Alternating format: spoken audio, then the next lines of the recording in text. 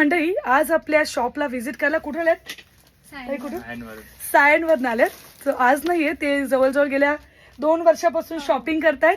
गेल्या वर्षी आई वगैरे सगळे आलते ना, सगळी जण होती. गेल्या वर्षी पण काहीतरी 30-31 पीस नेले ते, 35 पीस, आणि आज पण 25 पीस.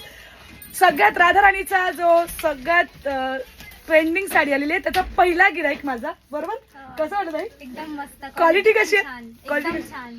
परत घेऊ वाटलं का असं वाटलं की छान आहे, छान आहे. आणि गेल्या वर्षी सुद्धा यांनी आपल्याच कडून गणपतीसाठी घेतलं होतं. तुमचं नाव काय ताई? खुशी.